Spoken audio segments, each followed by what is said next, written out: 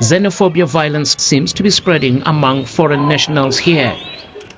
In Germiston, east of Johannesburg, most shopkeepers from countries like Ethiopia, Somalia, and other parts of Africa have closed their businesses in anticipation of looting. As you can see here, the police are protecting properties, businesses, shops that belong to African migrants. They said that they were attacked last night precisely because they are not South Africans. I'm worried, I'm scared. I know how to protect myself because most of us here, we are citizens already. At least 5 people were killed, including 2 South Africans, since the violence began last week. Locals who are behind the rioting have said foreign nationals are taking their jobs and opportunities. In the eastern coastal city of Durban, a march began by some 10,000 South Africans who are calling for an end to the attacks. The Chatsworth sports field south of Durban has been turned into a makeshift refugee camp. Here you will find families from Zimbabwe, Malawi, Mozambique, and many others from the rest of Africa. They told us that they escaped with the meager belongings they could salvage when the looters came. If they take us back to our countries, maybe it's going to get better because we end up dying here. I think South Africa is a bad country because they're killing us for no reason. What is happening in our country is not acceptable. President Jacob Zuma has been on national television condemning the senseless violence, and he is expected to address Parliament on the current situation. In 2008, at least 62 people died after the same chaos swept the country. Milton Nkosi, BBC News, Johannesburg. What you just witnessed may look like a clip from the past, but the fear, the anger, and the warning behind it are still very much alive in South Africa today. Today, on Freedom Day, President Cyril Ramaphosa sent a strong message to South Africans. No citizen, no group, and no community has the right to attack foreign nationals or decide who belongs in this country through violence. Welcome to Azanium Zansi Watch. Before we continue, please like this video right now and subscribe because we'll be bringing you the full speech from President Ramaphosa himself, so you can hear exactly what he said and judge it for yourself. This is a serious moment for South Africa, and every citizen needs to pay attention. Sit back and watch till the end as President Ramaphosa highlighted some key points in his speech. Let's watch the clip unfold. We should never allow the legitimate concerns of our communities about illegal migration to breed prejudice and hatred towards our fellow Africans.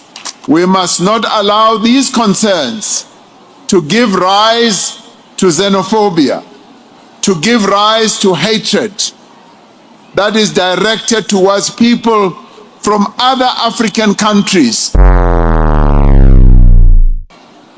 We do not walk alone in this freedom, fellow South Africans.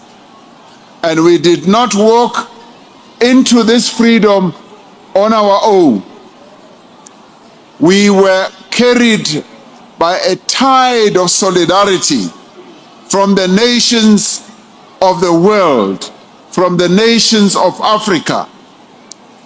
These countries opened their borders to our liberation fighters.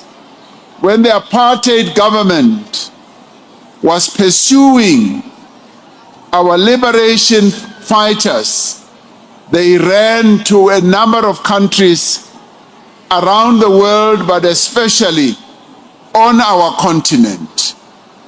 They shared their stories with our neighbors, and our neighbors shared their spaces with them, and they gave them safety. They even fed them. They gave them bread, and they opened their homes. They spoke for us when we could not speak for ourselves. They took risks so that we could be free. Their countries were bombed, their nationals were killed, and all that they did for our sake as well. They supported our freedom. The leaders and the people of Africa kept our freedom alive and our struggle for freedom alive. It cannot be and must never be that we trample into the dust the African fellowship that made our freedom possible. We are a people who live the value of Ubuntu. We should never allow the legitimate concerns of our communities about illegal migration to breed prejudice and hatred towards our fellow Africans. We should not allow that to happen. Yes, we all have concerns, as many other countries in the world have concerns about undocumented and illegal migrants. We must not allow these concerns to give rise to xenophobia, to give rise to hatred that is directed towards people from other African countries or any part of the world. We are South Africans. We cannot be driven by hatred towards others. Others gave us compassion. They gave us support. And we cannot be driven by hatred towards them. Instead, we must insist that the law of our country be upheld and enforced. That is why we are clamping down on illegal migration and on businesses that flout the law by hiring undocumented persons at the expense of our citizens. I spoke about this during the State of the Nation address. We are actively rooting out corruption in our immigration system. We know that a number of people who have come in illegally into our country were allowed by some, not all, officials who have had corrupt tendencies. We will not allow people to take the law into their own hands. We extend hospitality to those who are guests in our country with the expectation that generosity is honored with respect for our society and its laws. And we say to those who are here legally, respect us as South Africans, respect our laws, respect our conventions and our traditions, as you would want us to respect the laws and traditions of your own country. As a nation that defeated colonialism and apartheid through international solidarity, we carry a responsibility to advance constitutional values beyond our borders. So we then therefore say, yes, let us allow our laws to take their course. We have already set in place the way in which we will be able to deal with those who are in our country illegally. We remain committed to multilateralism, to respect for international law and principled diplomacy. International law was born from the devastation of global conflict. It is a shield for all countries in the world, regardless of their size or influence. True multilateralism demands respect for diversity while remaining firm in the core principles of sovereignty, of human rights, of freedom, of accountability, and peaceful coexistence. This Freedom Day, which we cherish so much, stands as a reminder that political liberation was never the final destination. It was the beginning of a longer journey towards economic freedom and social justice. Let us continue working together, sparing neither strength nor courage, to complete the unfinished task, which is the realization of our freedom that is grounded in justice, in dignity, and prosperity for all. Our future will not be built by forgetting where we come from, but by acting with courage on what we have learned, united by one constitution, bound by a collective responsibility to each other, and in pursuit of a shared destiny. The freedom that we are celebrating today belongs to all of us. And I've often said, this freedom we have won also freed those who were our oppressors, because as they were oppressing us, they themselves did not have real freedom. And today, all of us are free, but we now need to work harder so that all of us can enjoy the real fruits of the freedom we struggle for. This freedom does not belong to one party. It does not belong to one generation. It belongs to all the people of South Africa, past, present, and future. So let us protect it. Let us uphold this freedom. Let us live by it. South Africa's President Cyril Ramaphosa just dropped a real bombshell on xenophobia, and the whole of Africa is still shaking from it. In a direct address to the nation, Ramaphosa declared with fire in his voice, "This cannot continue. The wave of hatred and violence targeting fellow Africans on South African soil must stop. Full stop. No more excuses, no more turning a blind eye." Just days ago, the latest shocking incident went viral. A Ghanaian man in KwaZulu-Natal was surrounded by an angry crowd demanding his papers. Even after he showed his documents, they still harassed him, shouting, "Go and fix your country." The video sparked outrage across Ghana.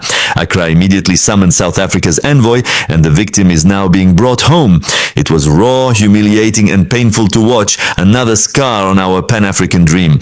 But here's what made Ramaphosa's words explode like a bomb. He didn't only condemn the attacks, he added a clear, firm line. Migrants living in South Africa must respect South African laws, no exceptions. Law-abiding brothers and sisters are welcome, but chaos, crime, and disrespect will not be tolerated. Now, before we continue any further, let us now listen to this full speech. 27th of April, 1994, South Africa was born. The morning of the 27th April did not begin like any other ordinary day. It began with great anticipation, excitement, and a determination by millions of South Africans to participate in the birth of a new nation. I'm sure for those who were there and were able to vote at the time, the moment the sun rose, all of us felt that there was magic and electricity in the atmosphere. Before sunrise, millions of our people stood in long queues. They were young and old, rural and urban, black and white. Many were exposed to the weather elements, such as rain and burning sun, but they waited with patience, pride, and dignity to cast their votes for the very first time. It was on a day like today, the 27th of April. More than 20 million South Africans participated in the election, an election that was peaceful, an election that was fair. It was a celebration of the human spirit and its capacity to overcome adversity. It is an honor to mark this occasion here in Bloemfontein, Mangaung, where the flame of freedom was lit. It was here in Mangaung that the African National Congress was born in 1912.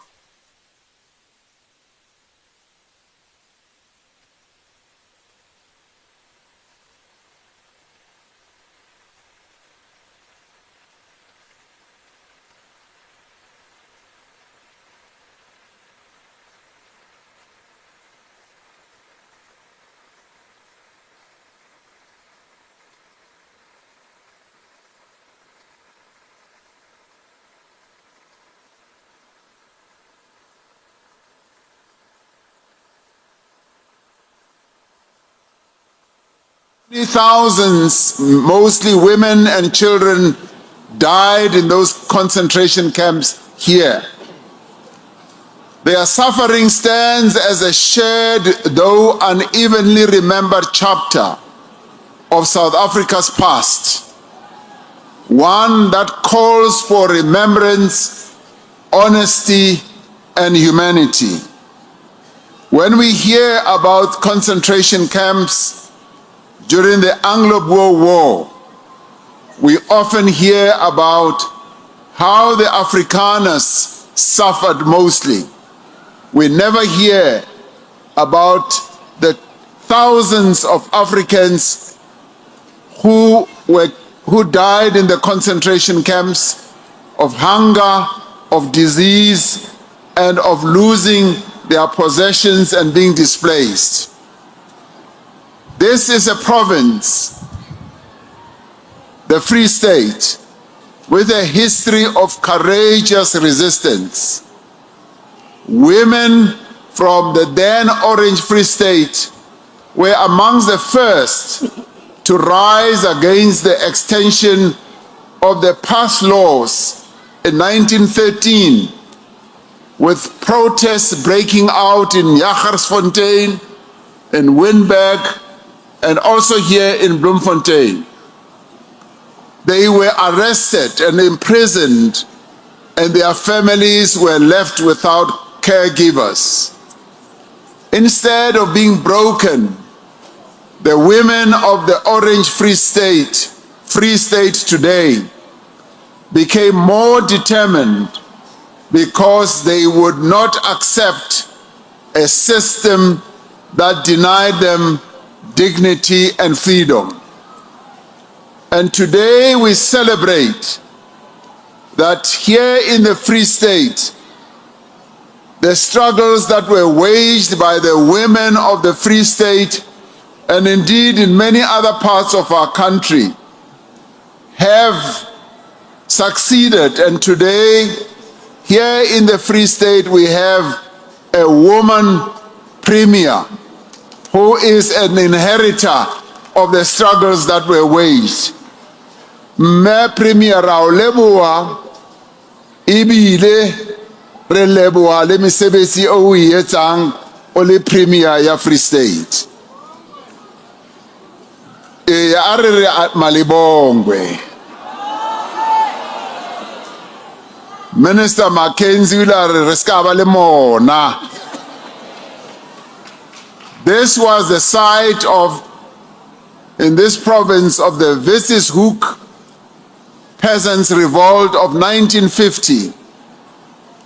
The peasants and farmers of Witshoek revolted against the apartheid government's oppressive land control policies. This was one of the most significant acts of resistance in rural South Africa. The revolt was about the livelihood of rural people regarding their cattle, their wealth, their security, their identity, their land, and their dignity that an oppressive government wanted to destroy. The Witshoek Peasants' Revolt demonstrated that the struggle for freedom was also fought in the valleys, in the fields, and in the hearts of rural communities. It was fought by farmers in the rural areas, by families and ordinary people who chose courage over silence. It was in this province that the people of this province, in a town called Brandfort, took Mama Winnie Madikizela Mandela into their hearts and gave her comfort when she was banished away from her home in Johannesburg to Brandfort in 1977.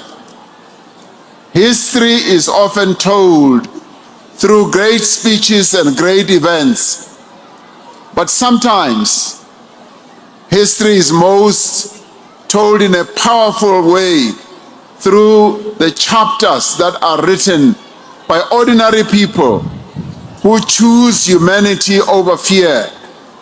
When Mama Winnie Mandela was banished to Brandfort, the apartheid rulers thought they were isolating her, but they also thought that they were breaking her spirit. And they also thought that they would extinguish her influence. The people of Brandfort, a small town in this province, did something quite remarkable. They did not let that voice to fade. They carried it forward. They strengthened that voice, Ya Mama Winnie Mandela, and they made it their own. They united in compassion, and that became stronger than the system of apartheid itself. Last month we laid to rest a son of this province, the first premier of the Free State, and a stalwart of the liberation struggle, Ntate Musiwa Teralekota. He was a brave and principled leader who served this country with distinction. So Mona Freistata, ke province ya dinatla. This is a province that has been blessed with people who are courageous, people who fought for our freedom, people who resisted oppression. And it is fitting that today we should hold our Freedom Day here in this place where the spirit of freedom was born, here in this place where the people of the Free State waged a struggle against oppression and apartheid. Now, on this Freedom Day, we honor the memory of all those here in the Free State who fought. And today we recall the words of our first democratically elected president, who at his inauguration, when he said, "The time for healing the wounds of the past has come. The moment to bridge the chasms that divide us has come. The time to build is upon us." On that first day of our freedom as a nation, we entered into a social contract together as a nation to build a society that's anchored in human dignity, in equal rights, and in freedom for all. 30 years ago, the Constitution of our Republic, the legal foundation of that contract, was signed into law. That Constitution became our birth certificate as a nation. Our Constitution, which is widely regarded around the world as one of the most progressive, visionary, and influential constitutions ever adopted, is a powerful promise about freedom and stands as our collective shield, protecting the freedom our people fought for. Tukuluho ena erina lenyona eri fumaning katsatilau vote. Out of struggle came freedom. Through our Constitution, we have entrenched that freedom. It is the unshakable foundation of our nation. We have come far as a nation.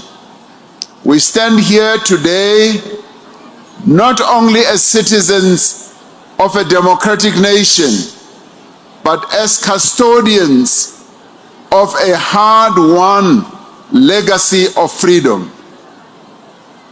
A legacy won in struggle. A legacy shaped by sacrifice.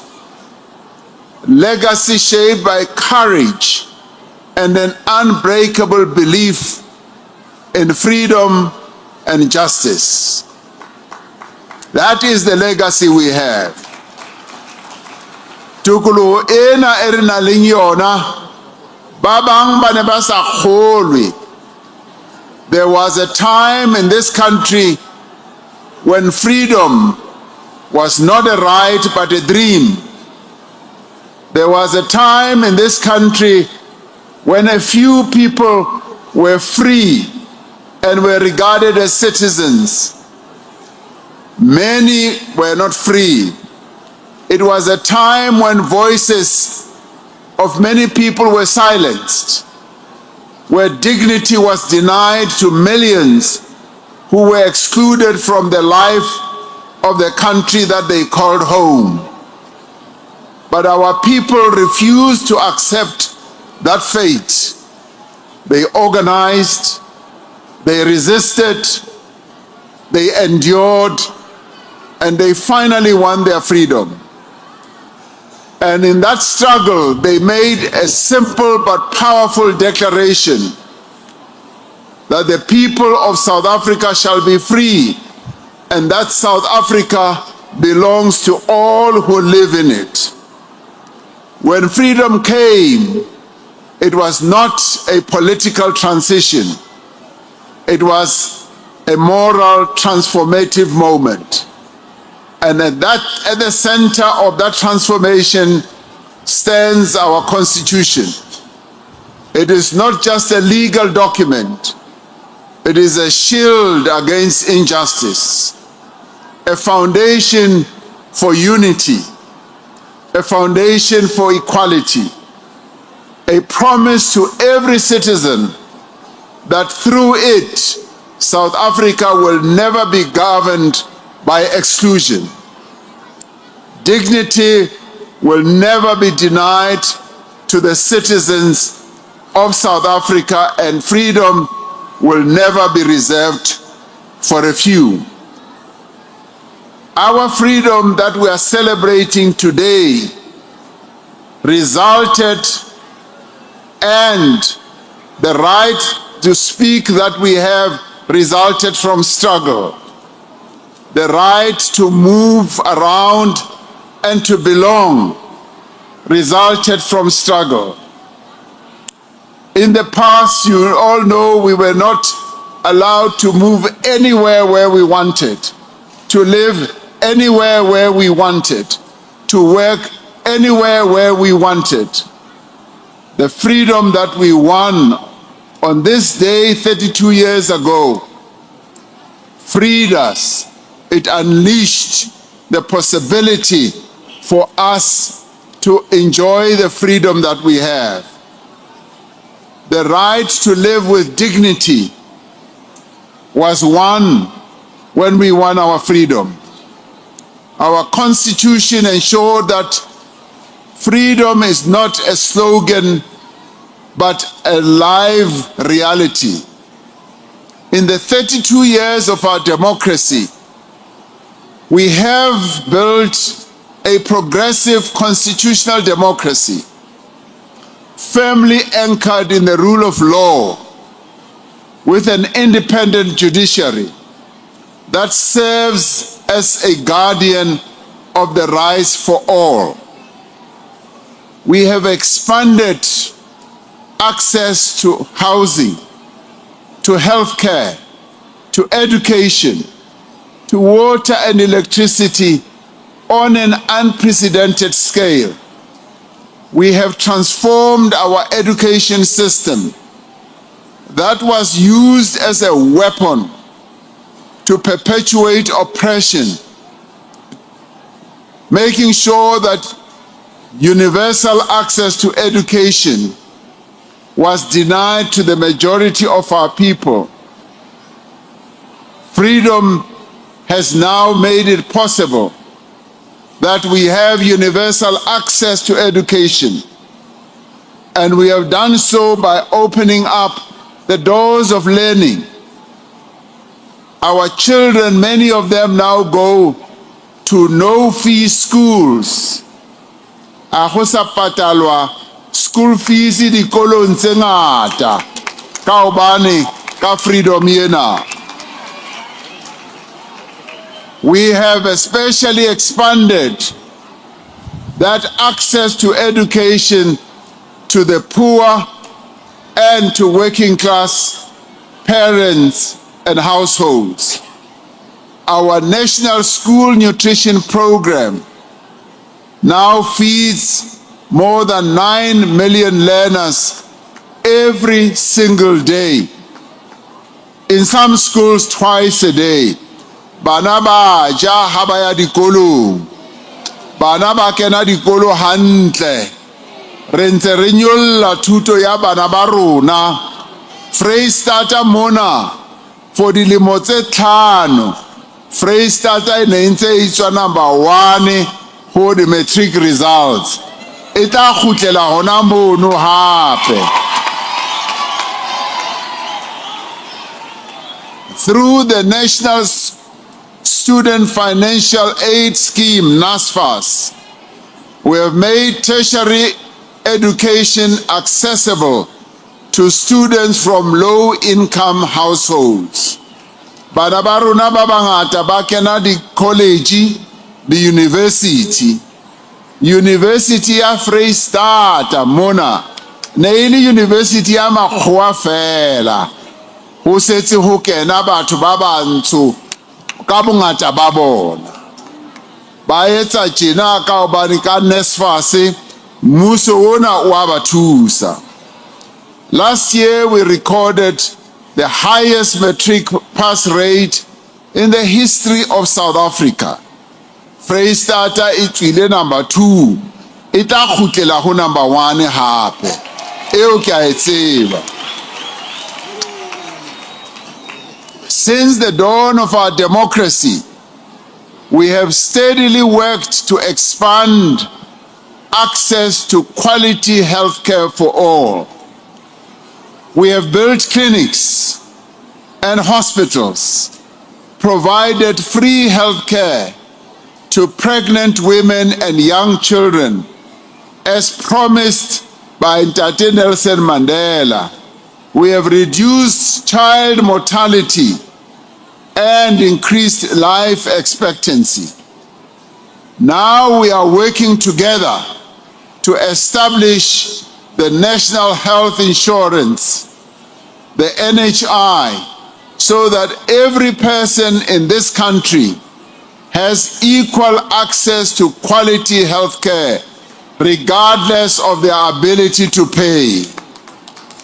We are making progress on land reform, restoring land to many of those who were dispossessed of their land since the introduction of the 1913 Native Land Act.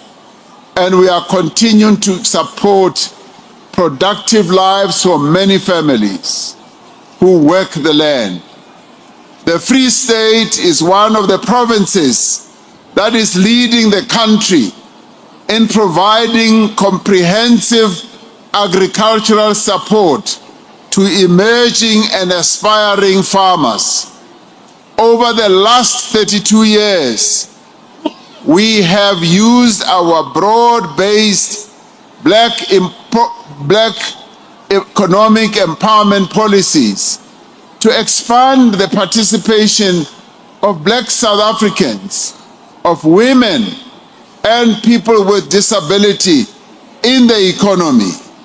People who were legally and by convention prevented from participating meaningfully in the economy of their country are now able to participate in a more meaningful way in the economy of their country. The women of our country are now participating in quite a significant way in the economy of our country. And all this happens because we won our freedom on the 27th of April in 1994. We have begun to redress the economic injustices of our past, expanding ownership, expanding control, and the management of the economy beyond just a privileged few. The progress we have made is evident in the improvements in the income and quality of life of Africans, colored, and Indian South Africans, and the gradual reduction in income equality between the races. But this is not enough, as we all know. There is much more that needs to be done. Jega me premier na cho akota President Mandela Ari, I have climbed this hill, and as I look around the vista, I can see there are many more hills to climb. There are many more rivers to cross. That is why we are working to strengthen our policies, particularly to strengthen our BEE policies, to make them more effective, more efficient, to ensure that they actually deliver the fundamental changes that our economy needs. And we do so also by training our young people, by making sure that we train them for the jobs that they will work in. Dignity means that people must be able to also live free from the fear of violence and crime. To give greater effect to our freedom, we have dedicated greater resources and effort to tackling organized crime, gangsterism, gender-based violence, and other forms of violent crime. We are reforming and strengthening the criminal justice system. We are rooting out corruption and building a police service and a prosecuting authority in which people can have trust and confidence. Mesebetsi e etsiwang ke di commission tsena tse re detailing ho tshwana le commission ya Judge Madlanga. Di commission tsena tse ding ke tsona tse tlo thusang hore re kgone ho tseba hore ba senyang ke bomang. Mashodu ana re a tsebe hantle, re kgone ho antsha ba kene dinyeweng tsa bona ba felle tjhankaneng. Ke ona ntho e re etsang eno. So beyond our freedom, so that our freedom can mean what freedom promised us in 1994, we are doing a lot of work to rebuild, to reposition our country. And of course, there are challenges along the way. We will meet obstacles, but As our forebears struggled for this freedom and succeeded, we too will succeed in rebuilding and repositioning our country. We call on all South Africans to be part of this work, to build communities, to build homes and schools and workplaces that are safe and secure.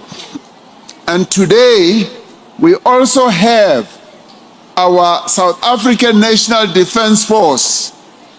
The Defence Force normally has a mandate of defending the people of South Africa and the country against enemies that will come from outside. That is the key mandate of the Defence Force. But our Defence Force has become quite multi-skilled. They are the Defence Force who helps us when there are disasters, when there are natural disasters, when there are also pandemics. The Defence Force comes to the fore. Now, as we are now fighting those who participate in illegal mining, our Defence Force has been helping our police. Now that there's gang violence and gangsterism, we have called on our Defence Force to come and play a supportive role to assist our police. So through all this, we are rebuilding.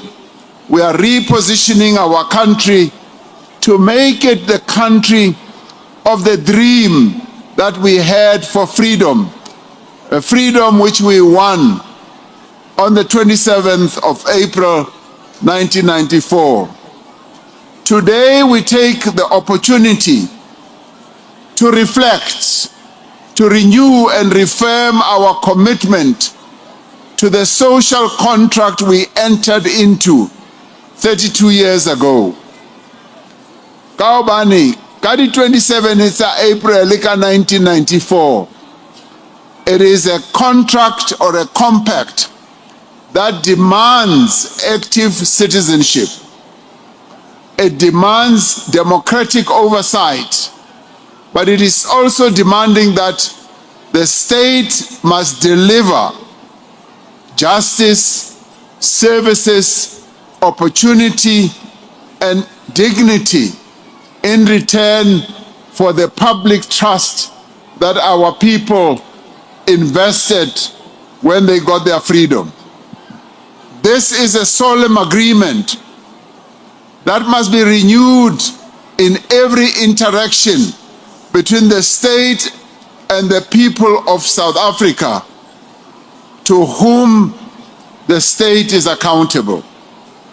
In every service delivered and in every life that is improved, the government of national unity is determined to drive inclusive growth and job creation, and to reduce poverty and tackle the high cost of living, and to build a capable, ethical, and developmental state.